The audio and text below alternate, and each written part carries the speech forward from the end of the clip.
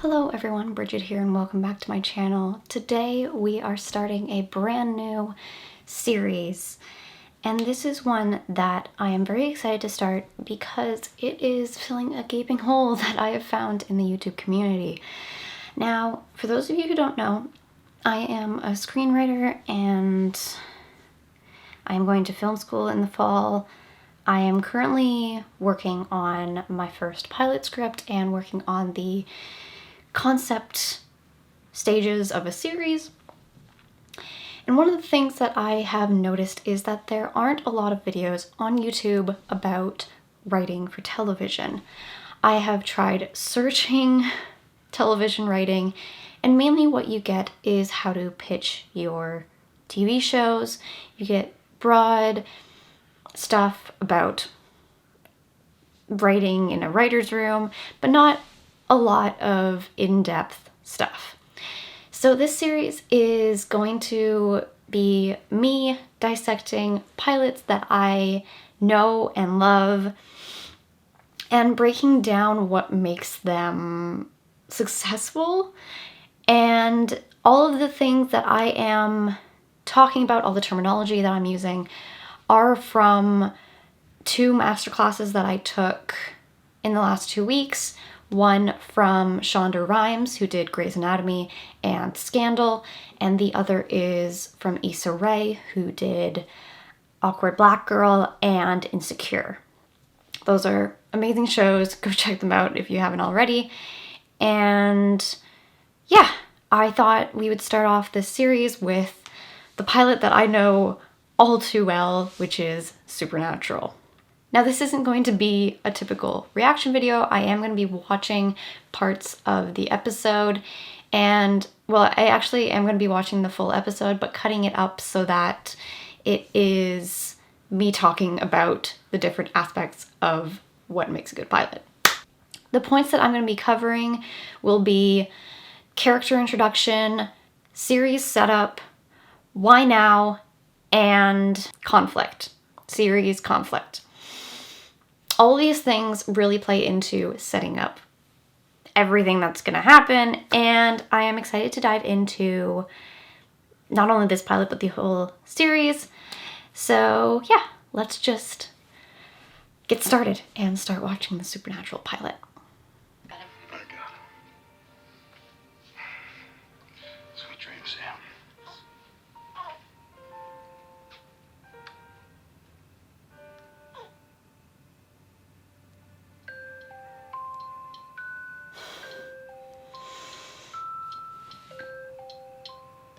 Okay, I'm already going to pause it.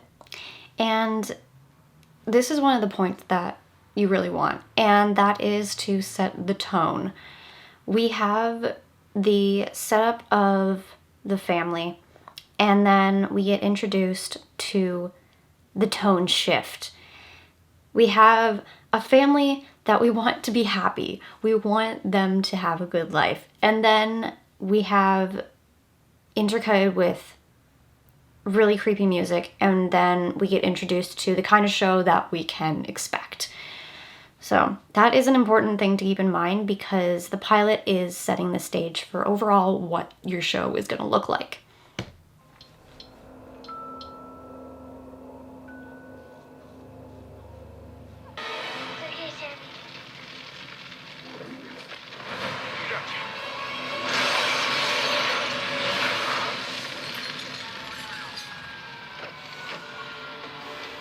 Okay, I'm going to pause here. Now, this is... that sequence was very important. Now, we had the introduction of all the main characters, and in this situation, Mary is used to set up the series. Her death is what motivates all the other characters. And this is not this sequence isn't just used as character introduction. It's used as series setup, which can be intertwined later on, but in this in this particular example, it's used at the very beginning and gives us a clear shot of what we're going to expect. We don't, from this first sequence, know what's coming next. We're thrown into this chaotic scene, and then, as we see in the next scene, it's pulled to, like, several years in the future. But this gives such a good snapshot of what we can expect. It gives you the tone, it gives you the characters, and it gives you what the drive is going to be. It gives you a mystery because we don't know what killed her, and we know that that is the driving force for all the characters that we follow. So, just this first sequence on its own is setting up so much. Because we're not exactly the Brady's. I'm not exactly the Huxtables. More shots. No. Seriously. Okay, I am pausing a lot, but I want to talk about this scene for a second. So, going forward, we don't know what happened between the last scene we saw and where we are now. All we have to go on is what Sam just said. And we're not the Bradys. And we don't know yet where Dean is. We don't know where John is. We don't know anything. And yet, we know from that line alone that his relationship is not great with his dad and his brother. But we're getting this snapshot of his life as this college kid and just trying to get into a good law school. It really introduces Sam as this clean-cut guy who just wants to have a normal life, and that is a great introduction because it carries on throughout the show. It's what sustains him for a few seasons until he lets it go eventually. I'm proud of you. And you're gonna knock him dead on Monday, and you're gonna get that full ride. I know it. Just let me put something on. No, I wouldn't dream of it. Seriously. Anyway, I gotta borrow your boyfriend here to talk about some private family business, but nice meeting you. No, whatever you want to say, you can say it in front of her. Okay. So, here we have the reintroduction of Dean. And just from the dialogue between them and his interactions with Jess, we get a pretty clear view of who he is and who he's grown up to be since we saw him as a 4-year-old. It's important to remember that everything that your characters do and say has to make sense with their backstory and their family history. Everything that's happened to them in their lives has made up how they interact with the world. And this is a setup of Dean's attitudes towards women, his relationship with his brother, and just his overall kind of carefree nature in the early years of the show. It slowly gets chipped away as the show goes on, but it's still there throughout the whole series. It's the basis of who he is, as he tries not to dwell on things that are too serious. And it's contrasted with Sam's more conscious and considerate nature, as he you might have seen some of Dean's remarks kind of, you go, doesn't age well, but yeah. Dad hasn't been home in a few days. So he's working overtime on a Miller time shift. He'll stumble back in sooner or later. The iconic line. Dad's on a hunting trip. This sets up And he hasn't been home in a few days. so much of the dynamic between them and their dad. Just excuse us. And I mean, come on. it's you can't just, break in middle of the night and expect me to hit the road with you. You know, hear me. it leads into this scene of backstory, and Remember the poltergeist in Amherst? Or the Devil's Gates in Clifton, he was missing then too. He's always missing. This... He's always fine. I feel bad that I'm pausing so much. Exposition is really hard to do without making it seem like exposition. And the one thing that needs to be considered is making it seem like your characters already know each other. It has to be that they're actually talking to each other like they already know each other and they have this history. This scene can sometimes feel like Sam is just rhyming off different instances, but it does speak to their relationship and Sam at times feeling like he's a little bit more intellectual than his brother, and so he is trying to remind him of all these things that happened. It is really important not to just rhyme off things as they're happening or make your characters sound like a textbook. They are people and the dialogue needs to sound like someone's talking to their brother, someone's talking to their best friend, someone that they've known all their lives, and if it's something that they're talking about that already happened to both of them, it can't sound like they're recounting it for the first time. Unless someone, like, if you're telling a story to a friend, you're probably going to tell it really short instead of giving a long-winded dialogue about some random thing that happened. It's going to be short and abridged because they don't need all the details. I'm not. Why not? I swore I was done hunting. For good. Come on, it wasn't easy, but it wasn't that bad. You know, in almost 2 years, I've never bothered you, never asked you for a thing.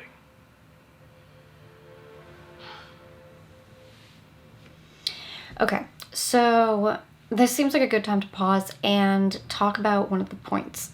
One of the things that Issa Rae talked about in her masterclass was the question of why now or why today. And this is a question of why are we jumping into this story right now? This scene, and specifically this line that Dean, or Jensen, delivers, is, in 2 years I haven't bothered you, I haven't asked you for a thing. And this is why we are jumping into the story right now. This is the reason that we are jumping in. It is, Dad's missing, I need your help, let's go, we need to find him. He might be dead, we don't know, and I know it can be confusing when they do a flashback in an early part of the show, but this right here, when Dean comes to Sam, is the reason why we are coming into the story. It is when Sam's life takes a turn and things start to change.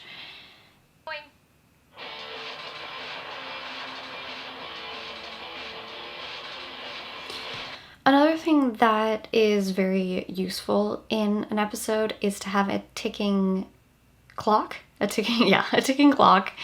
And in this case, it's Sam's interview. There is a time limit and he needs to make it back by Monday. And that is very helpful to drive the story and give the characters more conflict and something that they're racing towards, or something they need to be back for in this case. This whole storyline with the woman in white is really a series setup because this is what we can expect for most of the first season, and we still get pieces of it in the later seasons.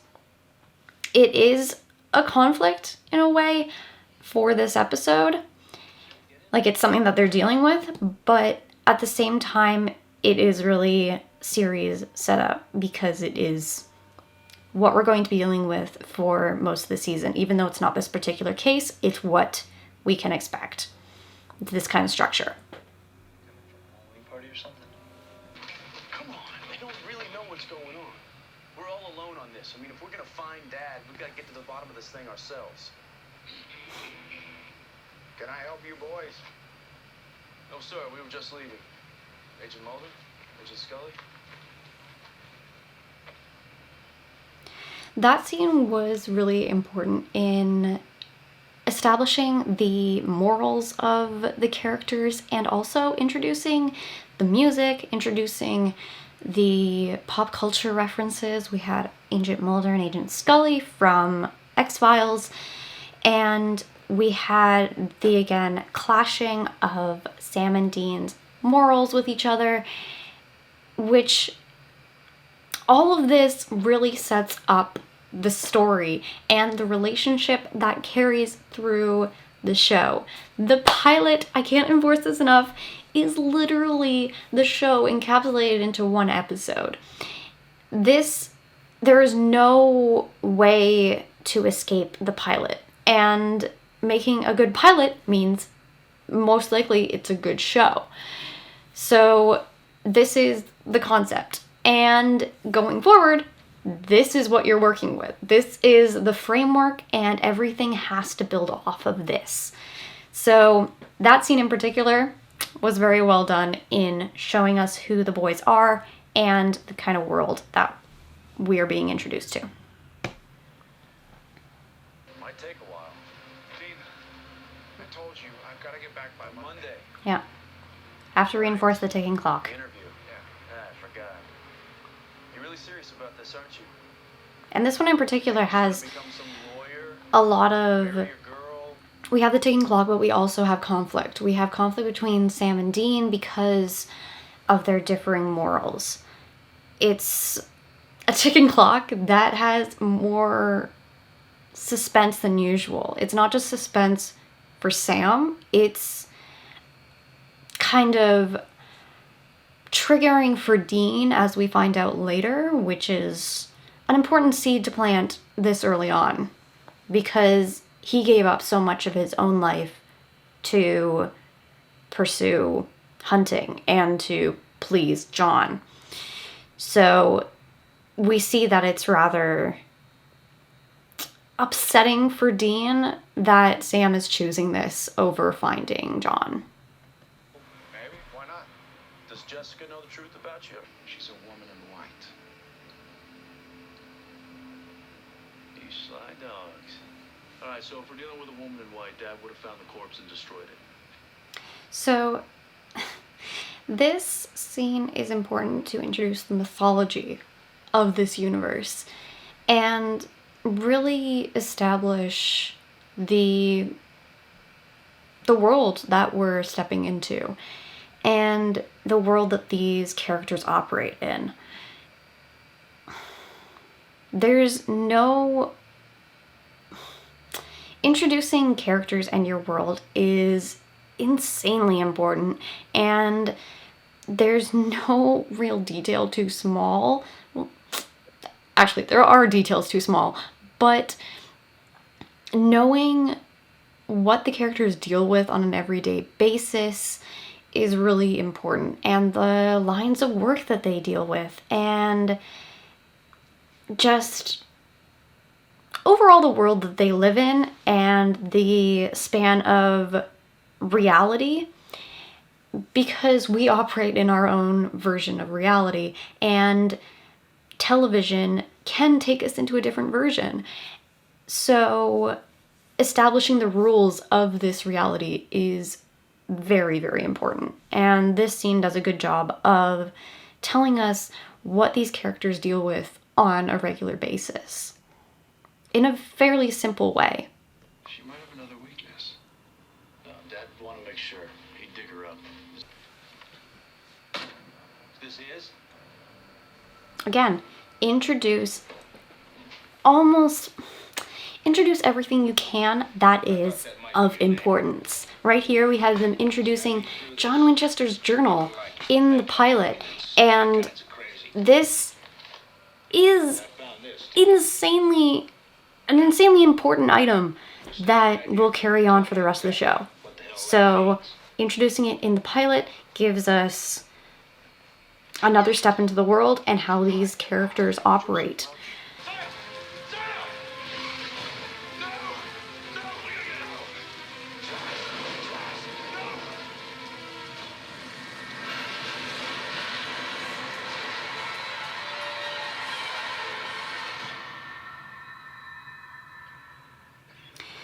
Okay, so this part is very important for the point of the pilot is just the beginning.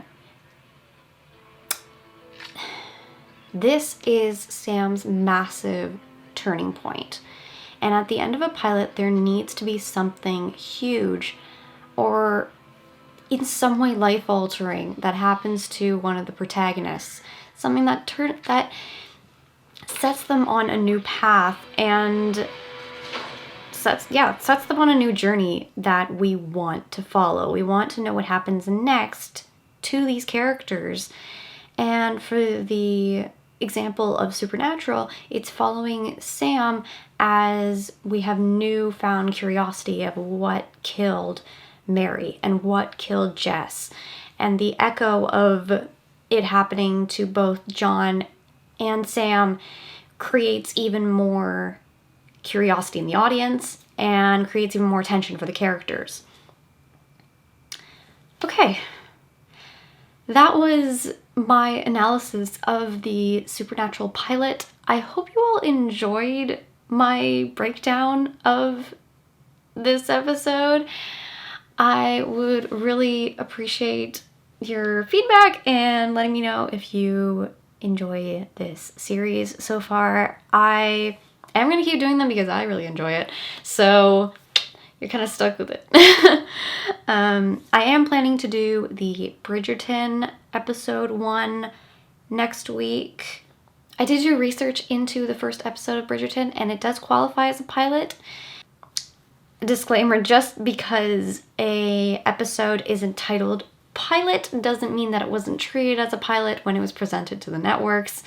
Odds are that they had to present a pilot to the networks for it to be approved, and that is always episode 1. So yes, I'm excited to dive into Bridgerton. I have already watched the whole series, so I think it should be interesting to watch the first episode again and dive into how they set up the series.